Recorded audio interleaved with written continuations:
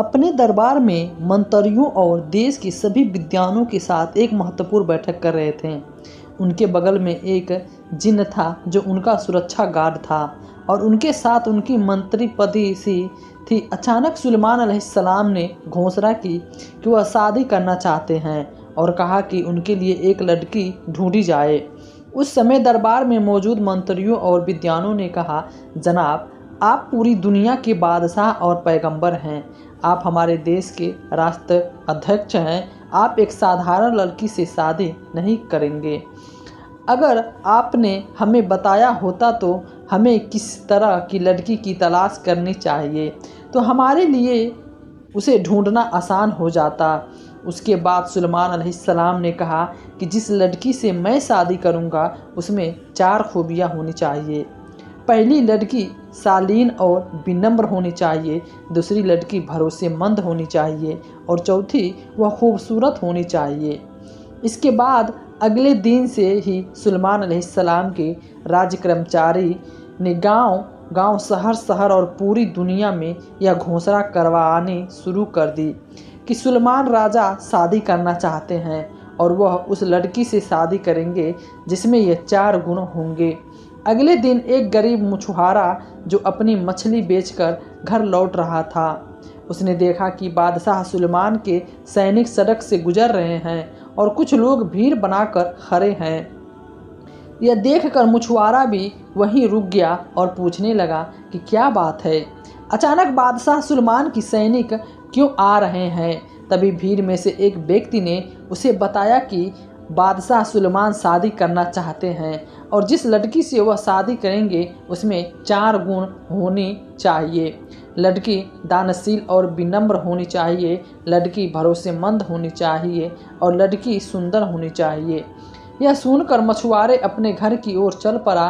कुछ दूर जाने से के बाद मछुआरा मन ही मन में दुआ करने लगा, ए अल्लाह, मेरे घर में एक बेटी है, वो भी शादी के लायक है। वह एक भरोसेमंद और खूबसूरत है। अपने ज़िंदगी में कभी किसी मर्द को नहीं देखा। उसे देखना तो दूर की कोई मर्द उसकी परछाई भी नहीं देख सकता। वह दिन भर रोज़ा रखती है और रात में अल्लाह की इबादत करती है। काश मेरी बेटी की शादी सुलेमान बादशाह से हो जाती तो मेरी ज़िंदगी मुबारक हो जाती। मैं सुलेमान का ससुर बन जाता। अगर सुलेमान मेरा दामाद होता तो मैं तो क़यामत के दिन सुलेमान का हाथ थामे जन्नत जाता। ए अल्लाह, तू बड़ा दयालु और रहमदिल है, मेरी दुआ कबूल कर। यह दुआ करके मछुआरा आंसुओं से भरे आँखों के साथ घर लौटा। जाकर अपनी बीबी को बुलाया और कहा, बीबी, क्या तुमने कुछ सुना? तब पत्नी ने कहा, क्या बात है? मैंने कुछ नहीं सुना और तुम्हारी आंखों में आंसू क्यों हैं? तब मछुआरे ने कहा, हमारे देश के राजा और पैगंबर सुलेमान अलैहिस्सलाम जिस लड़की से वह शादी करना चाहता है उसमें 4 गुण होने चाहिए। उन्होंने जो 4 गुण बताए हैं उनमें से 3 मेरी बेटी में है। लड़की गर्मनियानी और आज्ञाकारी होनी चाहिए, लड़की भरोसेमंद होनी चाहिए और लड़की अच्छे परिवार से होनी चाहिए। अगर मैं अपनी बेटी से शादी करना चाहता हूँ तो अगर पैगंबर उस शादी कर लेता तो मेरा जीवन सफल हो जाता। तब पत्नी ने कहा, आप क्या कर रहे हैं? ऐसी कभी मत कहिए। हम मछुआरे हैं, हमारे पास न तो घर है और न ही खाने के लिए पर्याप्त भोजन है। पैगंबर सुलेमान शांति उस पर अपने महल का राजा हैं, किसी चीज़ की कोई कमी नहीं है। वो बहुत अमीर और हम गरीब लोग हैं, यह कैसे संभव हो सकता है? ऐसी बात मत करो। अगर राजा सुलेमान के सैनिक को पता चला तो वो हमें मुसीबत में डाल देंगे। हमारे लिए ऐसे सपने देखना अच्छा नहीं। अब मछुआरा अपना जीवन में व्यस्त हो गया। अपने दिल में दर्द लिए वह मछली पकड़ने निकल पड़ा। इधर बेटी घर में बाहर आई और बोली, अम्मा जान, अब्बा जान, कहाँ जा रहे हैं? वह ऐसे कभी नहीं जाते, लेकिन माँ ने कोई जवाब नहीं दिया। कुछ देर बाद जब माँ बेटी बैठी थी तो माँ ने सुना कि सुलेमान बादशाह शादी करेंगे। जिस लड़की से वह शादी करेंगे उसमें यह 4 गुण होना चाहिए। 4 गुण तुम्हारे अंदर है, लेकिन हम गरीब और मछुआरे हैं, इसलिए तुम्हारी शादी नहीं करा पाए। बेटी ने कहा, अम्मा प्यारी, अगर मेरी शादी अच्छे चरित्र वाले से होती तो खुदा और अल्लाह पे भरोसा रखना, अगर वह प्यारे नबी सुलेमान अलैहिस्सलाम के साथ होती तो मेरा औरत जीवन सातर्क हो जाता। उसके बाद माँ ने उसे ज़ोर से थप्पड़ मारा और कहा, खबरदार ऐसी बात मुंह से न निकालना, अगर राजा सुलेमान को यह बात पता चल गई तो हमें जिंदा नहीं छोड़ेगा। ऐसा सपना हमारे लिए कभी संभव नहीं है। वह राजा है और हम मछुआरे की बेटी। रोते हुए घर के अंदर चली गई और नमाज में बैठ गई और दुआ करने लगी, ए अल्लाह तू बड़ा दयालु है। ए अल्लाह, तुझे जिस सुलेमान को राजा बनाया उसने मछुआरे के घर में मुझे जन्म दिया है। तूने सुलेमान को राजा बनाया, तूने मुझे गरीब बनाया, लेकिन ए अल्लाह तू सब कुछ कर सकता है। ए अल्लाह, मुझे सुलेमान पैगंबर की पत्नी के रूप में स्वीकार कर ले। जब तक मेरी शादी सुलेमान पैगंबर से ना हो जाए मुझे मरने न दे। ए अल्लाह, बचपन से लेकर आज तक मैंने सिर्फ तेरे ही इबादत की है और तुझे ही मांगा है। अगर मेरी शादी सुलेमान राजा से हो जाए तो मेरी स्त्री जीवन सफल हो जाएगा। क़यामत के दिन मैं सुलेमान पैगंबर की पत्नी के रूप में पहचानी जाऊंगी। तू मेरी प्रार्थना को स्वीकार कर, ऐसा मत करो। अल्लाह यह दुआ करने के बाद वह एक पत्र लिखी और शादी का प्रस्ताव भेजा। दूसरी ओर एक शैतानी जिन बहुत दिनों से सुलेमान अलैहिस्सलाम के हाथ में मुअज्जत अंगूठी पाने का इंतज़ार कर रहा था, क्योंकि इस अंगूठी की वजह से वह इंसानी जिन, पशु पक्षी और हवा भी उसके नियंत्रण में थे। अगर इस जिन्न को वह मुअज्जत अंगूठी मिल जाती तो पूरी दुनिया उसके अधीन हो जाती। उसकी इच्छा भी वह सुलेमान अलैहिस्सलाम को हटाकर खुद सुलेमान की गद्दी पे बैठ जाए और दुनिया पे राज करे। वह जिन्न उस दिन का इंतज़ार कर रहा था जब वो राज्य का मुखिया बनेगा। कुछ महीनों के बाद सुलेमान अलैहिस्सलाम ने फिर से एक महत्वपूर्ण बैठक आयोजित कर दी कि सुलेमान अलैहिस्सलाम ने कहा कि मुझे सब लोग इतने निराश क्यों लग रहे हैं और क्या कोई लड़की शादी योग्य है। तभी एक मंत्री ने कहा, साहब आपकी शर्तों के मुताबिक हमें कोई लड़की नहीं मिली, लेकिन एक लड़की है जिसने आपको शादी का प्रस्ताव भेजा है, जिसे सुनकर आप नाराज़ हो सकते हैं। सुलेमान अलैहिस्सलाम ने कहा, ऐसा कौन सा पत्र है, उसे उसके सामने पेश करो। तब दूसरी मंत्री ने कहा, साहब अगर एक मछुआरे की बेटी है जिसने आपको शादी के लिए पत्र लिखा है, उसने यह भी लिखा है कि उसे आपकी संपत्ति से कोई दिलचस्पी नहीं है, वह सिर्फ आपसे शादी करना चाहती है। दूसरे मंत्री ने कहा, साहब यह कभी संभव नहीं है। एक मछुआरे की बेटी होने के बावजूद वह सुलेमान बादशाह से शादी करना चाहती है। यह सुनकर सुलेमान अलैहिस्सलाम बिना सोचे समझे उस पत्र को फाड़ दिया। तब अल्लाह रब्बुल आलमीन ने एक फरिश्ते ने कहा, ए अल्लाह, आपके नबी सुलेमान ने उस मछुआरे से कहा, उसने बिना सोचे समझे एक मछुआरे की बेटी का पत्र सिर्फ इसलिए फाड़ दिया क्योंकि वह गरीब थी। तब अल्लाह रब्बुल आलमीन ने कहा कि सुलेमान अलैहिस्सलाम की परीक्षा शुरू होगी। उधर जब मछुआरे की बेटी को खबर मिली कि सुलेमान बादशाह ने उस पत्र को फाड़ दिया है तो वह बहुत दुखी हुई। वह दुखी हो गई और गहरे दुख के साथ उसने नमाज पढ़ी और प्रार्थना करने लगी, ऐ अल्लाह तू महान है, तू सब कुछ कर सकता है। मैं एक मछुआरे की बेटी हूँ, सिर्फ इसी वजह से राजा नार सुलेमान मेरा प्रस्ताव ठुकरा दिया है। ऐ अल्लाह, मैं सिर्फ तेरी हूँ, मैं सिर्फ तेरी इबादत और दुआ करती हूँ। ऐ अल्लाह, मुझे अमीर बना दे और राजा सुलेमान से शादी करवा दे, या राजा सुलेमान को मेरी मदद तरह गरीब बना दे और उससे मेरी शादी करवा दे। इस बीच सुलेमान अलैहिस्सलाम उसके मंत्री दरबार में बैठे थे। तब सुलेमान अलैहिस्सलाम ने अपने हाथ से अंगूठी उतारी और अपने अंगरक्षक को दे दी और कहा, जब तक मैं वापस नहीं आ जाता तब तक तुम कहीं नहीं जाओगे और इधर उधर नहीं देखोगे। यह कहकर सुलेमान अलैहिस्सलाम बाथरूम की ओर चल गए। इस अवसर का लाभ उठाकर वह दृष्ट जिन सुलेमान अलैहिस्सलाम का रूप धारण करके अंगरक्षक के पास आया और बोला कि जल्दी से मुझे अंगूठी दे दो। चारों ओर अफवाह फैली हुई है कि मेरे जैसे दिखने वाला एक नकली सुलेमान देश में घूम रहा है। वह राजा बनकर गद्दी पे बैठना चाहता है। यदि तुम उसे देखो तो उसे सजा दो, कुछ देर बाद सुलेमान अलैहिस्सलाम वजू करके लौटे और अंगरक्षक से अंगूठी मांगी। तो अंगरक्षक ने कहा कि वह अंगूठी किसकी है और तुम कौन हो? सुलेमान अलैहिस्सलाम ने कहा, तुम क्या कह रहे हो? मैं तुम्हारा सुलेमान राजा हूँ। लेकिन अंगरक्षक ने कहा, अब मैं समझ गया कि तुम ही नकली सुलेमान हो जो राजा बनना चाहता है। सुलेमान अलैहिस्सलाम ने कहा, नकली सुलेमान बनने की कोशिश कौन कर रहा है? अंगरक्षक ने कहा, तुम खुद दरबार में जाकर देखो कि सुलेमान अलैहिस्सलाम दरबार की ओर कब जाते हैं। धृष्ट दिन को वह सांप लिया और दरबार में सभी सेवकों को बुलाकर और कहा, सुनो, मुझे पता चला है कि हमारे देश में एक व्यक्ति राजा सुलेमान का रूप धारण करके गद्दी पे बैठने की कोशिश कर रहा है। अगर तुम उसे देखो तो उसे कड़ी सजा दो और देश में से निकाल दो। जैसे ही असली सुलेमान अलैहिस्सलाम दरबार में दाखिल हुए, दरबार के सभी कर्मचारियों ने उन्हें देखा और सोचा कि वह नकली सुलेमान है।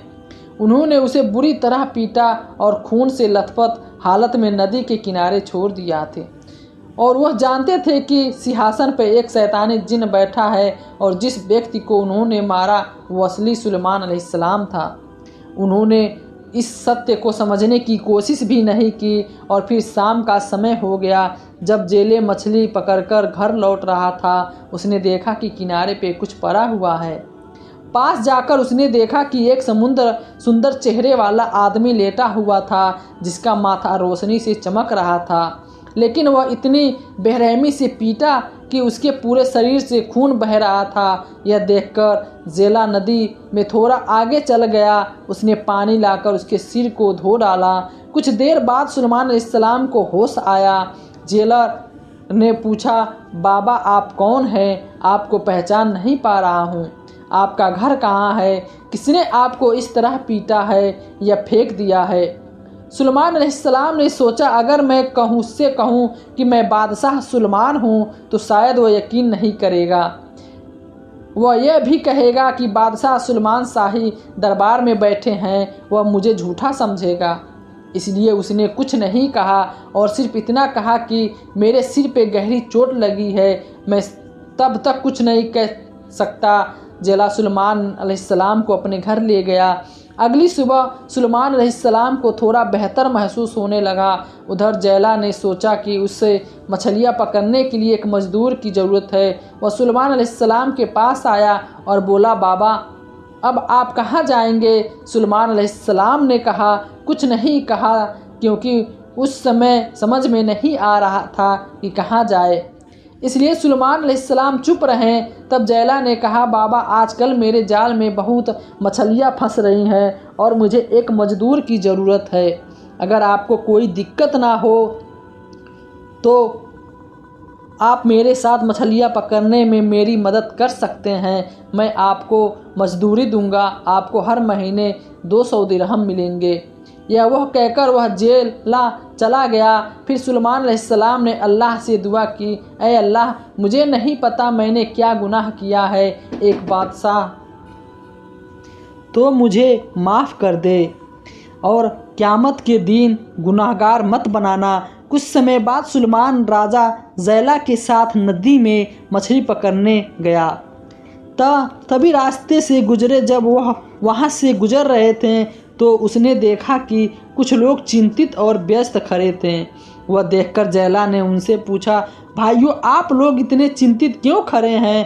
तब उन्होंने कहा, हमारे देश की हालत बहुत ख़राब है। आवश्यकता वस्तुओं के दाम आसमान छू रहे हैं। अराजकता, हिंसा और नफरत का माहौल है, लेकिन हमारे राजा सुलेमान कोई मदद नहीं उठा रहे हैं। वास्तव में राजा सुलेमान बहुत अच्छे और नेक इंसान हैं, लेकिन अचानक ऐसा क्या हुआ कि स्थिति उनके नियंत्रण से बाहर हो गई। फिर वह भी शाही दरबार में चुपचाप बैठे हैं और देश की जनता कुछ नहीं कर रही है। यह सुनकर राजा सुलेमान को समझ में नहीं आ रहा था कि वास्तव में क्या हो रहा है। बस वह कुछ भूल चुके थे कि कोई सिंहासन पे बैठा है और कोई देश में कौन चला रहा है। यहाँ एक शैतान जिन था, लेकिन उसके पास उसकी चमकदारी अंगूठी नहीं थी, इसलिए वह कुछ नहीं कर पा रहा था और ना ही वह कहता था कि वह सुलेमान बादशाह है, क्योंकि कोई भी उस पर विश्वास नहीं करता था। यह सुनकर वह नदी के पर वापस चला गया। जब जेला मछली पकड़ रहा था तो उसने देखा कि इस बार जाल में बहुत सारी मछलियां फंसी हुई थी।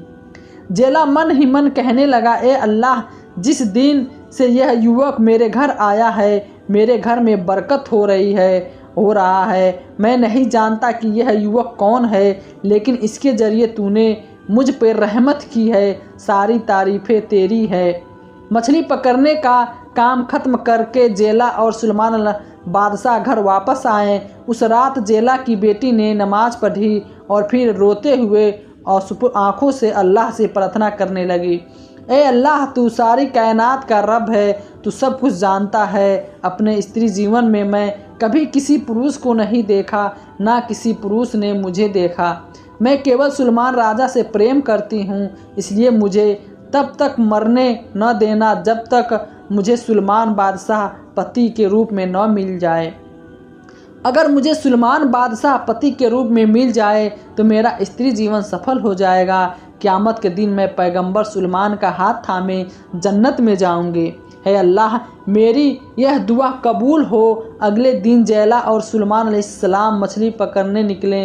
तब जब वे नदी मछली पकड़ रहे थे, अचानक तेज तूफान और बिजली चमकने लगी। उसी समय नदी के ऊपर एक जिन्न उड़ने लगा। उसने राजा सुलेमान को देखा और अचानक रुक गया। जिन्न ने सोचा कि यह सुलेमान राजा यहाँ क्यों है, इसे तो शाही दरबार में होना चाहिए। फिर आश्चर्य में पड़कर कि वहाँ कौन बैठा है, जिन्न बिना कुछ कहे सीधा राज दरबार की ओर चला गया ताकि वह स्थिर को समझ सके। जैसे ही जिन दरबार में पहुंचा तो जिन का सारा मामला समझ में आ गया। सिंहासन पे वह शैतान जिन बैठा था जिसने राजा सुलेमान का रूप धारण कर लिया था और उसकी शक्ति छीन ली, और उसने सुलेमान शाह की चमकदार अंगूठी पहन रखी थी, जिसके कारण पूरी दुनिया उसके गुलाम थी। जिन ने दृष्ट जिन्न का पीछा करना शुरू कर दिया। दूसरी ओर जब जेला और सुलेमान बादशाह मछली पकड़कर नदी तट पे लौट रहे थे तो कुलीन जिन ने दृष्ट का पीछा करते हुए नदी के पार चल गए। उसी समय दृष्ट जिन ने हाथ में चमकदार अंगूठी नदी में गिर गई। उस समय एक बड़ी मछली नदी में भोजन की तलाश कर रही थी। अचानक उसके सामने एक अंगूठी आ गई जिसे वह निगल गई लिया। इसके बाद जेला और सुलेमान बादशाह मछली पकड़कर बेचने घर लौट आए। अगली सुबह पूरे देश में खबर फैल गई कि सुलेमान पैगंबर गायब हो गए हैं और कोई नहीं जानता कि वह कहाँ हैं। सुलेमान बादशाह को जेला के घर में रहते हुए करीब 1 साल हो गया था। उस दिन जेला ने छुट्टी लेने का विचार किया क्योंकि सुलेमान बादशाह जाने की तैयारी कर रहे थे। जेला ने अपनी पत्नी से कहा, यह युवक हमारे घर में 1 साल से है, तुम्हें इसके बारे में कैसा लगता है? उसकी पत्नी ने जवाब दिया, बहुत बढ़िया, मैंने उसके जैसा नेक, ईमानदार और सुंदर युवक कभी नहीं देखा। हमारा घर भरा हुआ है, हमारी गरीबी दूर हो गई है और हम तरक्की कर रहे हैं। मैंने अपने जीवन में ऐसा नेक इंसान कभी नहीं देखा। हमारी खूबसूरत पत्नियों में एक ईमानदार और भरोसेमंद पत्नी कैसी होगी? इस पर उसकी पत्नी ने कहा, अच्छा होगा कि क्यों वह युवक को मान जाए। इसके बाद जेला सुलेमान अलैहिस्सलाम के पास गए और बोला, बाबा, क्या मैं आपसे कुछ बात कर सकती हूँ? क्या आप मेरी बात सुनेंगे? सुलेमान अलैहिस्सलाम ने कहा, क्या बात है जेला, बोलो। ठीक है बाबा, बताओ हमारे घर में कितने लोग हैं? बोला, 3 लोग हैं, तुम, तुम्हारी बीवी और मैं।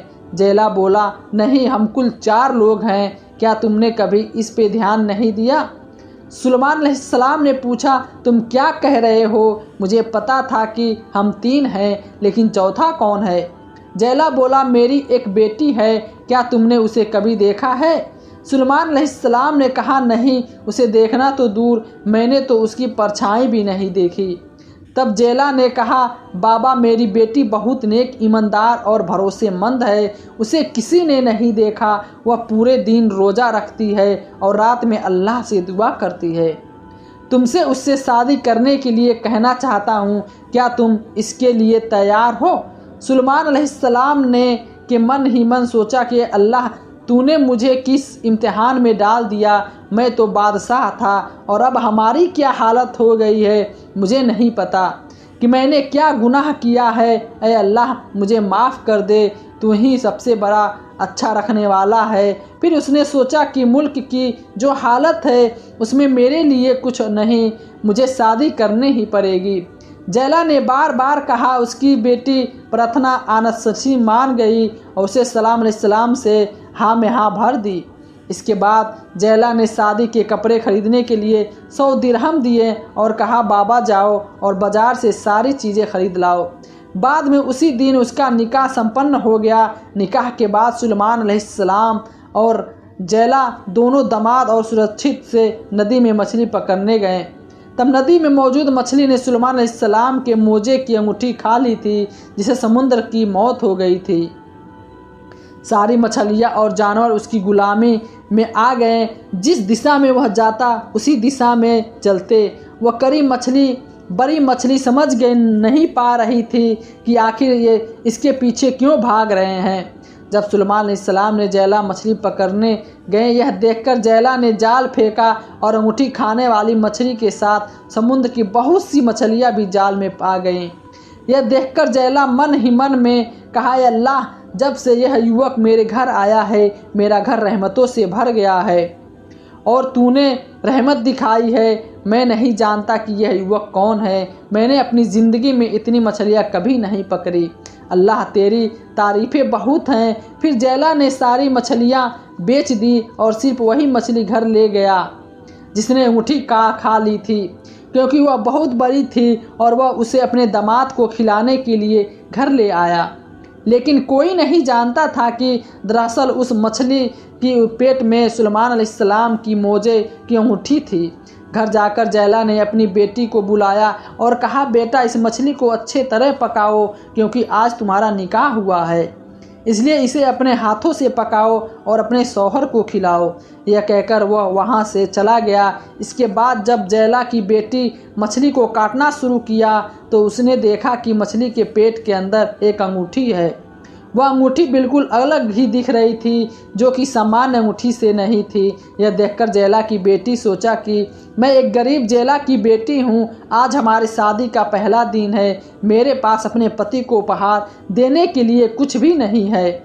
क्योंकि मुझे वह अंगूठी मिल गई है, इसलिए मैं इसे अपने पति को देने के लिए अपने पास रखती हूँ। इस बीच का वह अच्छा जिन सुलेमान अलैहिस्सलाम को ढूंढने के लिए इधर उधर ढूंढने लगा, लेकिन सुलेमान अलैहिस्सलाम कहीं नहीं मिल रहा था। दरअसल वो समझ चुका था कि यह अंगूठी किसी और के पास होने की वजह से सुलेमान अलैहिस्सलाम अपने होश खो चुके हैं और सब कुछ भूल चुके हैं। इस बीच देश के सभी लोग और सरकारी कर्मचारी यह देखकर खबर पता चला कि यह राजा के रूप में बैठा हुआ वह एक शैतान था। हमने कभी किसी को नहीं जाना कि और ना ही अल्लाह की कृपा में हमें दोनों की शादी बंधन में बंध गए हैं। लेकिन मेरे कुछ सवाल हैं, क्या तुम मेरे सवाल को जवाब दोगी? तब जैला की बेटी ने कहा, आप मेरे पति हैं, मैं आपकी ही सेवा करना मेरा एकमात्र कर्तव्य है। बेशक मैं आपके सवालों के जवाब दूंगी। तब सुलेमान अलैहिस्सलाम ने कहा, मुझे बताओ, क्या तुम कभी किसी के साथ रही हो?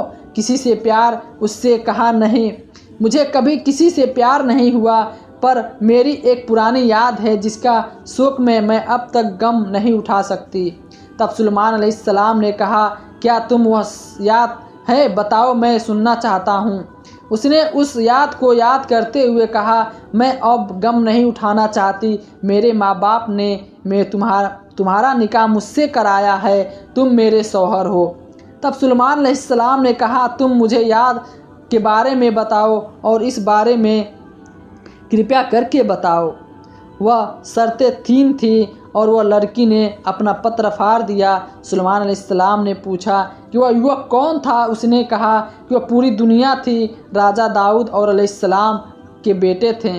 उनके बारे में सोचते हुए, पुरानी यादों को याद करते हुए और मैं अधिक दुख नहीं सहना चाहती, वह कहते हुए आज मेरे सुलेमान अलैहिस्सलाम मोजा की अंगूठी सुलेमान अलैहिस्सलाम के हाथों में पहना दी।